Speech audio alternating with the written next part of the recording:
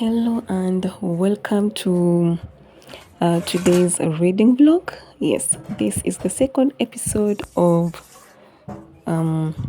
reading the Francine Rivers book, Readalong challenge that I decided to partake, and it is being led by Oshena.com.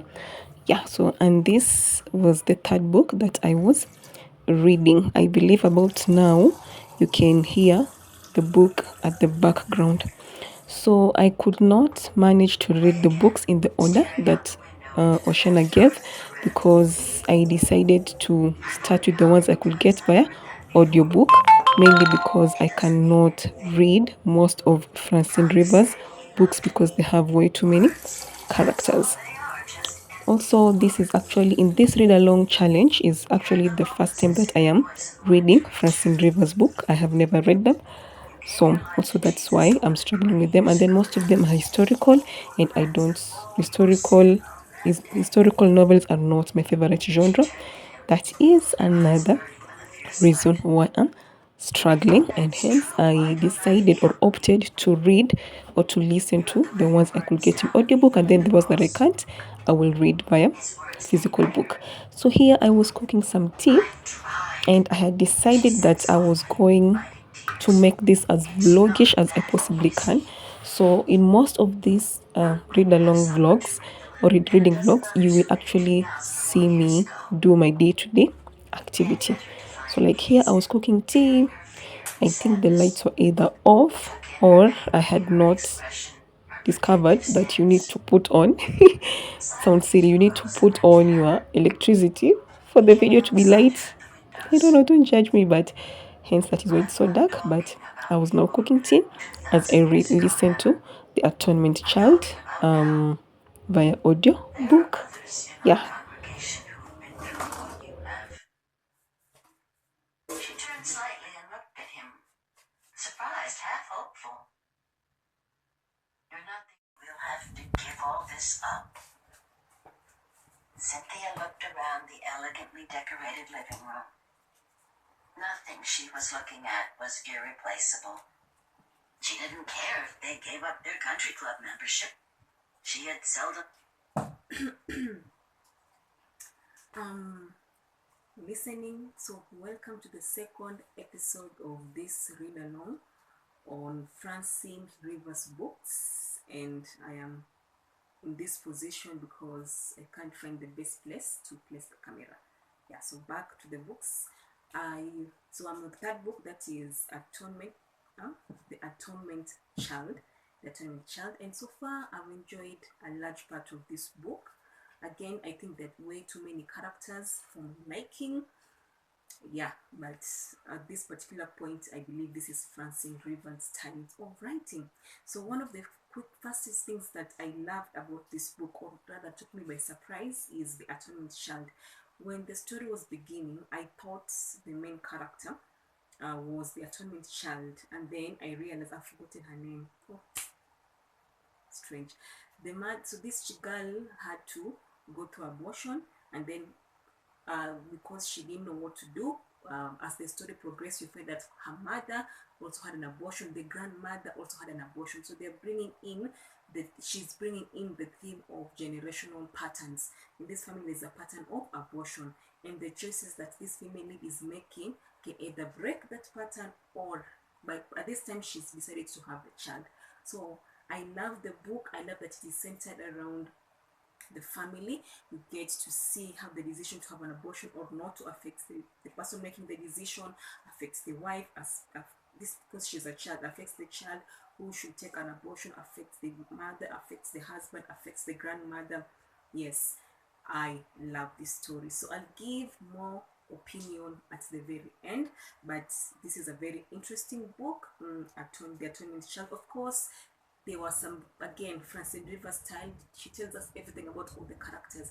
For example, that doctor where when Nani went to get her abortion for the first time, I why did I have to learn all that about all those doctors? The doctor who owned the clinic, she went into too many details, the drama between her, her child, her ex-husband who is now married.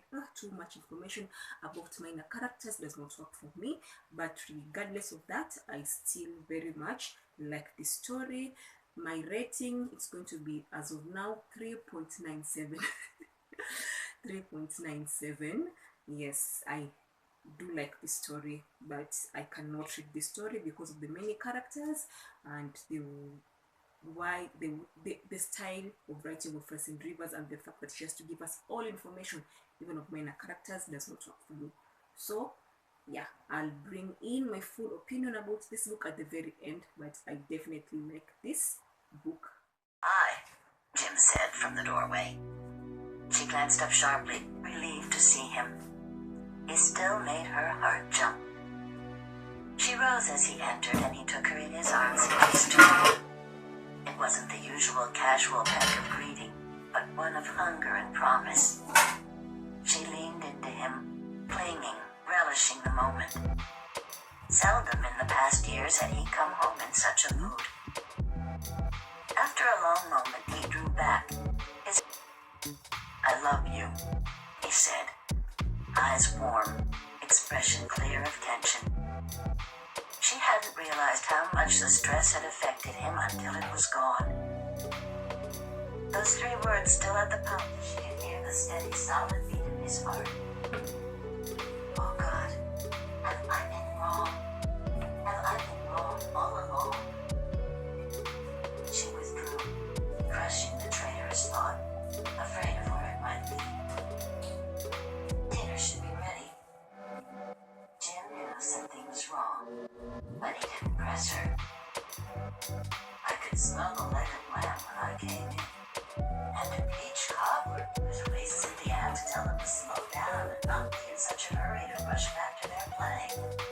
At night, Jim had to ask them to leave the table. When they still resisted, he bribed them. There's half an hour of sunlight left before you 2 have to get ready for bed. Why do you say I challenge you both to a game of soccer? It was an offer neither could refuse. To have their father play with them was a delight beyond anything.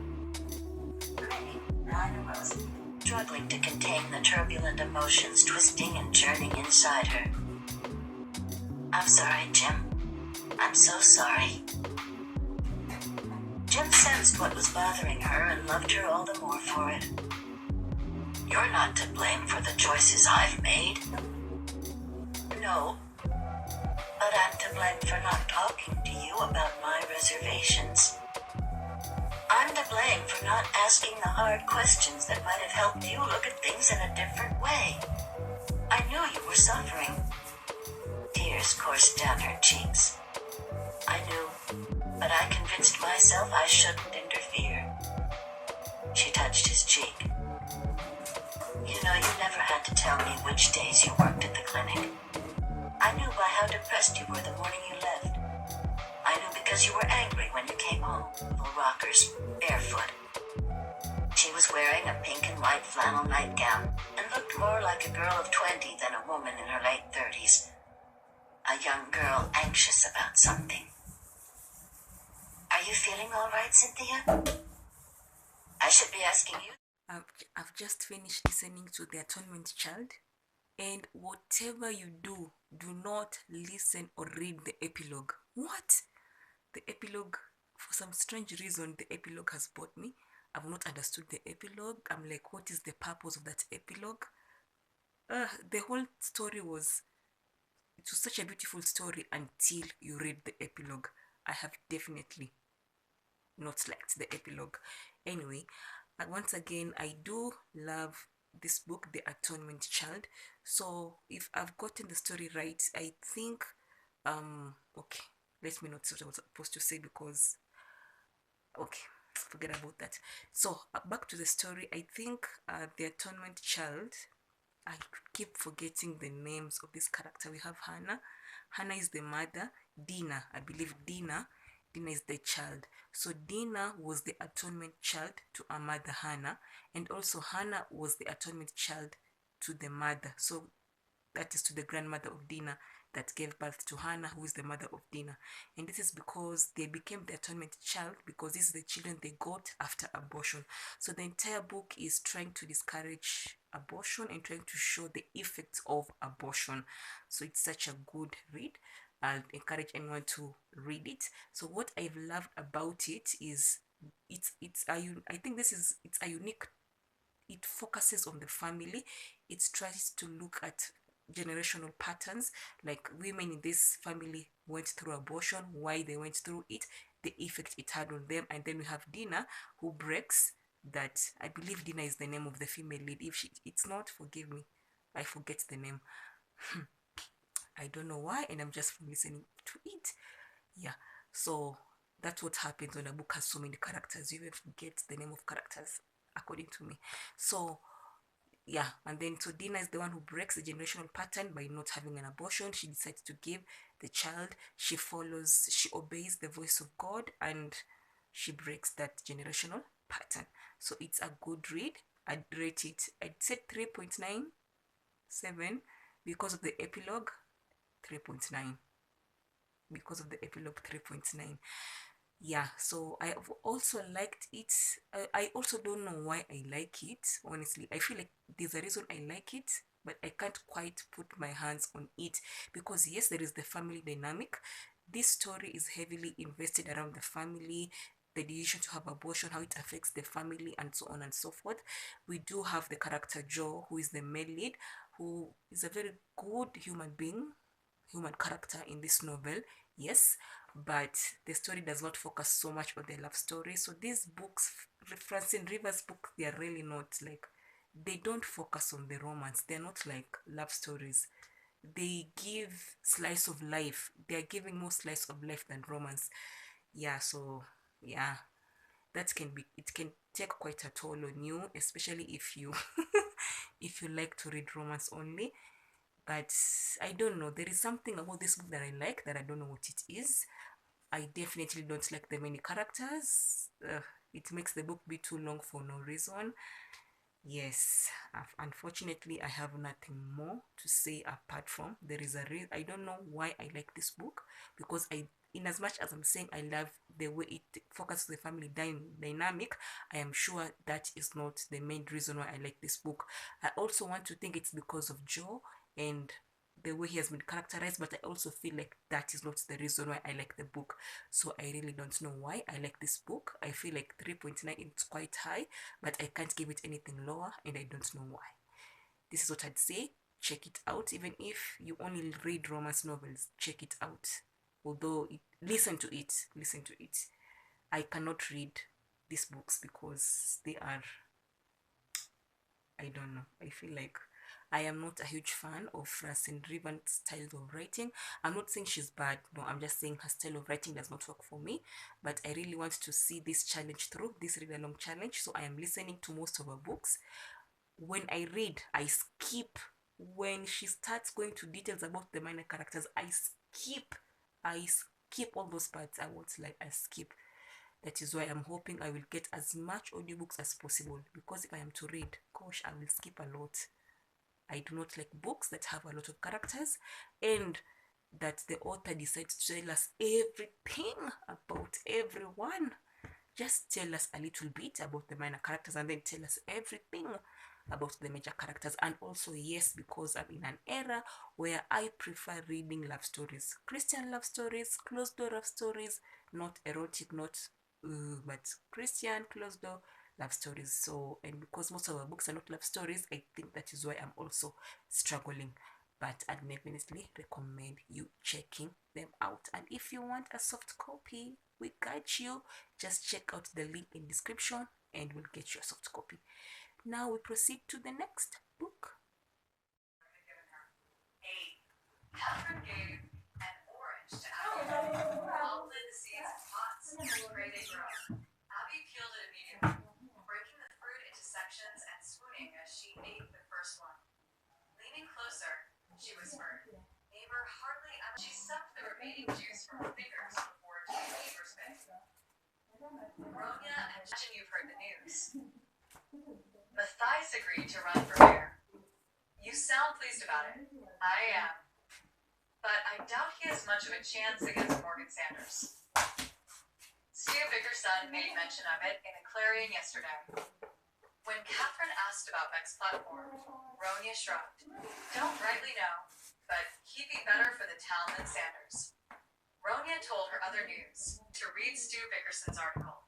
Opening the door of the Clarion office, she was struck by the odor of sea croaked. This is a surprise. She'd never met the man, but he clearly knew of her. I'd like to buy the latest issue of your newspaper. You would. The one announcing Mr. Beck's candidacy for mayor. Sure. Got copies here somewhere. He rummaged around on his desk. It'll be 5 cents. 5 cents. Isn't that rather high? Price went up since the Voice shut down. Only newspaper in town. She extracted 5 pennies from her drawstring purse and put them on his desk. Here's one. He handed over the Clarion. She glanced at it, turned it over, and looked at him. One sheet. One side. That's all.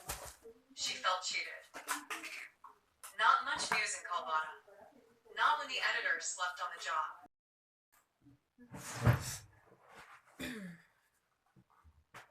I've just finished. I've just finished part 1 of The Lady's Mine by Francine Rivers. I'm listening to them on audio, and I have to say, I really love the book. And one thing, I did get a soft copy version long time. Okay, a while back. It's a long time, a while back. And once I saw the cover, I was like, oh, I know I'm going to love this book. But then I was trying to follow the order that Oshena.co had given. So it's like, you know what, I'm going to keep off, I'm going to wait. But as of now, you already know I can't follow that order quite yet. This book I have loved. It is interesting. And honestly speaking, so far I've read Bridge to Heaven, I've read that guy where we had Theophilus, I've read that one, and then I've read The Atonement Child. So these first 3 books, there are a lot of characters, there's like 3% romance. But this book, first of all, I think the characters are much less. She has managed to keep her focus mainly on the main characters. She's now speaking my language, because she is focusing now mainly on the main characters and the interaction of the main characters with minor characters. So at least I feel in this book we have not been given too much information about the minor characters. That is why I love this book. And the fact that also there's like 30% romance, so it is not like fully romantic, because the main theme of this book is it's about a woman who is trying to fight for women's rights. From what I'm getting, this woman was she is abandoned by her mother, not because she's troublesome. Although they say she's troublesome, it's because of her opinion on women. She believes women should work, women should make choices. She questions political decisions. She's actively involved in people's rights. And according to her mother and according to society, they believe that is not a woman's place to do so. Like, even where I've reached, she went back to Colorado. She took over her uncle's newspaper or press company. She decided she's going to run it. All the men in that community wanted her to sell the newspaper to them, but she was like, no, I'm going to run this. What? I think I'm running out of space, which is weird. Anyway, so that's it, and I'm loving it. So far, I'm yet to listen to the second part, but so far I love it. I'm rating it 4.0, because at least there is 30% romance, and I like the story between her. The female lead, the female lead is Catherine, and then the male lead is Matthias, not Matthew, Matthias Big. Yeah, Matthias. So I love their chemistry, although because the one I'm listening to is being narrated by AI, you really can't. The chemistry is not there. Maybe because it is AI that is narrating this audiobook. But yes, so far I do love the book. So let's see how it ends. So this book, if I'm to choose between this and the Atonement Child, I think I'll choose this because it is not that deep. At least the issue being dealt here is women rights, and I mean the story is not that sad, it's not that deep. Yeah, it still has a message like women have rights, but it's not as deep as if, I'm not saying there's anything wrong with deep issues. I like this, and then there's a bit of romance. So he could look up at her with canine sympathy. Could the dog sense she was in a family way? She stroked Bandit's head. Can you?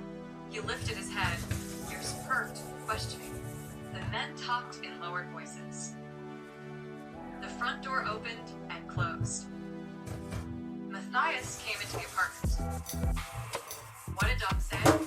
You'd better sit down. He went white, and she saw the fear in his eyes. She wanted to allay his fears. I'm not sick. Then what's wrong with you? Nothing. She blushed. I'm a child. Matthias froze, staring at her. Then he let out his breath in relief. Thank God. Apparently, Matthias had been thinking she had some red disease and limited time left on this earth. Cisco, and came up here to work. Says our mountains remind him of Sweden. He started working night shifts, so he'd have days free. Takes him 2 hours to climb up there, and less than 10 minutes to come back down. I've seen men do some crazy things for fun, but watching him come down that mountain looks like a mad rush to death to me. I'd like to see what he does. Catherine had just adjourned the meeting when one of the workers came in. The Swede had made the summit. I have a chair and blanket ready for you. Mrs. Beck. So you can be comfortable and warm while you watch. She didn't rip the mountain on skis. Matthias was conducting a meeting in the parlor of their newly rebuilt house. The men all stood as Catherine came in. Matthias's brows rose slightly as he looked her over. Good news. Oh, yes. She laughed, pulling off her gloves as she headed for the kitchen, where she kept some writing materials. Throwing her coat over a chair, she went to work jotting down lists of things that would have to be done to put a plan in motion. A few minutes later, Matthias leaned against the door jamb, watching her. You looked ready to burst when you came in the door. I feel ready to burst, but Millie says it will be a few more weeks. Men have a lot of money riding on dates. So I heard. She rolled her eyes.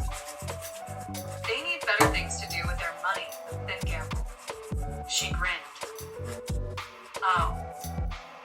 What sort of wild hair plan are you getting us into this time? Just an idea. She chuckled. An alternate future for Calvada. If the mine ever shuts down. Epilogue. Matthias and Catherine Beck continued to live and work happily for the betterment of Calvada, though they made frequent visits to Sacramento. The Becks eventually had 8 children, 5 boys and 3 girls.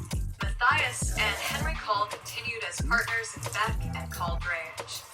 The company delivered goods up and down the state of California, eventually building refrigerated boxcars that sent California produce east by train. Matthias was re-elected as mayor for a second term, but declined to run again after that. Wynne Reese married Elvira Haynes, and they had 4 children. Scribe and Millie had 7 children, 4 sons and 3 daughters. Though Catherine continued to write editorials and articles, she turned the newspaper over to Scribe after the birth of her 4th child. The Mercer boys graduated from the Mother Lode School and went to work as reporters for The Voice. They both learned to ski, married local girls, and settled down to rear families in Colorado. The Cubitas continued to produce high-quality silver and copper for the next 2 decades. The 12 who first joined Catherine's business experiment became wealthy men. Some stayed on the climb. Others used their profit-share earnings to start other businesses. Jian Lingong became a banker in the Chinese community, determined that Colorado would not die like so many other mining towns when the mine would eventually play out. Catherine worked with crazy Klaus Johansson to develop an alternative source of income for the town.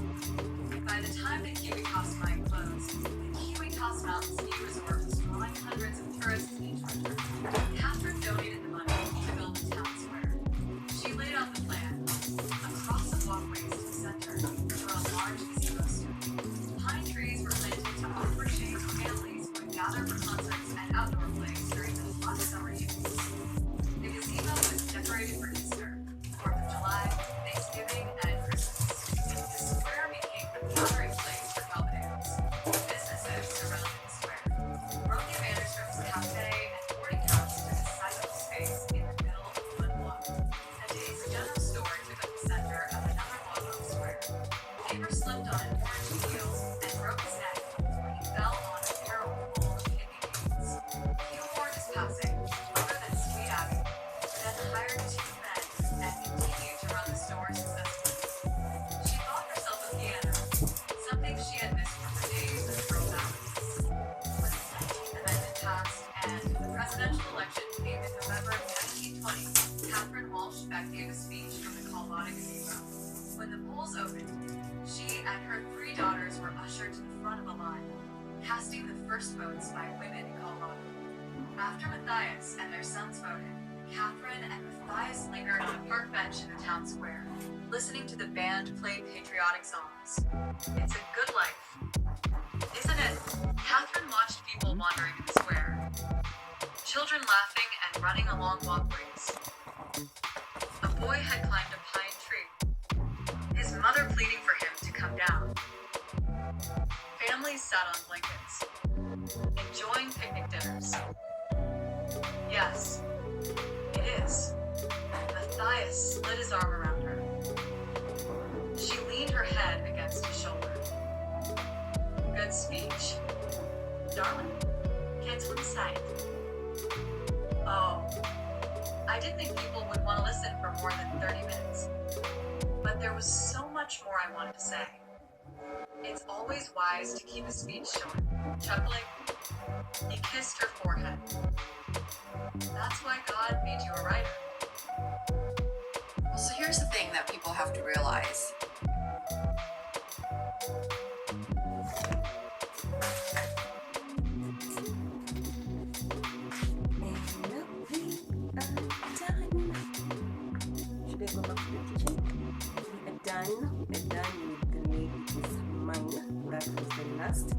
Bit I've listened to everything, I believe. Part 1, part 2, I think there's a part 3. Yes, so the baby is mine, done.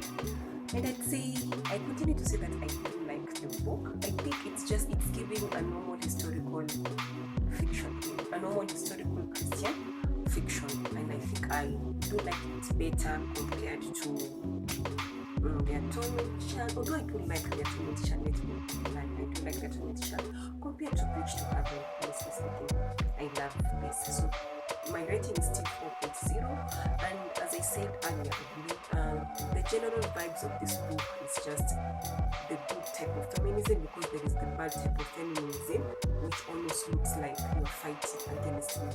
So he's just speaking about women empowerment and how through Catherine and her endeavors, women finally came to vote. She introduced normalizing women making money when she started the press, even when men were not in support of it. Her stable character worked well, and then her relationship with Mr. Beck or Matthias. Yeah, so it's a good book. I like it, and then it's light. I find that it's light compared to Bridge to Heaven, compared to Atonement Child, compared to As Sure as Dawn, which are the books I've read up to this point or listened to. It's a bit light, and maybe that's why I like it. So many heavy stuff are happening currently as I'm filming this, so I'm not really pulled to books that deal with heavy issues. I prefer, like this book, it still has a message, but it's light. Yeah, it's not fully romantic. Yes, I can say 30% romance. I can say 30% romance, but at least it's a good historical fiction book. Yes, and I'll rate it 4.0. I'll definitely recommend it. I think this is an easy read. If you don't like too much heaviness, this is an easy read if you ask me. I felt like Bridge to Heaven was quite heavy, As Sure as Dawn was also quite heavy. If you're not exposed to the book of Luke, you can easily float when listening to As Sure as Dawn, because there's a lot of reference to biblical characters. Atonement Child was also good, but also quite heavy. I feel like this is the lightest of all the books I've read. This is the lightest. And although I can't quite say which one is more interesting, but I'd still say this one is more interesting compared to Atonement Child, although I do like Atonement Child. Yes, so I'll definitely recommend The Lady's Mind. If you like reading historical books, you'll definitely love reading this. If you like reading historical Christian fiction, you'll definitely like this book. It's light, there is some form of good feminism going on around. Catherine is a strong female lead. That is something I like. Oh, I like a strong female lead, not all these. And then she does not make decisions. You know, there's some strong female lead that make decisions that you're like, what is she doing? You can find a someone in the name of being a strong female lead, their life is in danger, and then they're like, I'm running to the bullet because I want to save myself. Okay, she does not give those vibes. Sometimes some authors characterize strong female lead to be unreasonable. They just walk straight into danger, like who would normally do this? I feel like you'll find her actions quite relatable.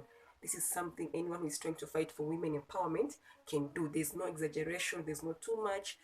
It's a very balanced book, so I definitely recommend The Lady Is Mine.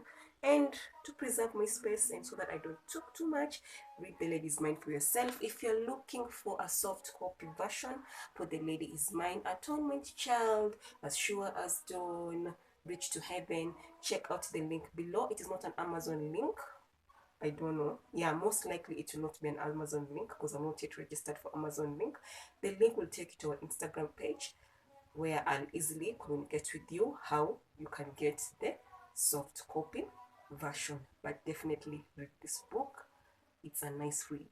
And if you've never read an historical fiction, this may not be this may not be the right place to start because the romance is not so much. Yeah, so I'd not recommend you start here. If you've never read an, because personally I am not a fan of historical fictions, let me not lie, maybe that's why I'm saying this, but if you're a fan of historical fictions, you can definitely read this. If you're a fan of historical Christian fictions, you can definitely read this. But if you're just starting reading historical Christian fiction, I'd recommend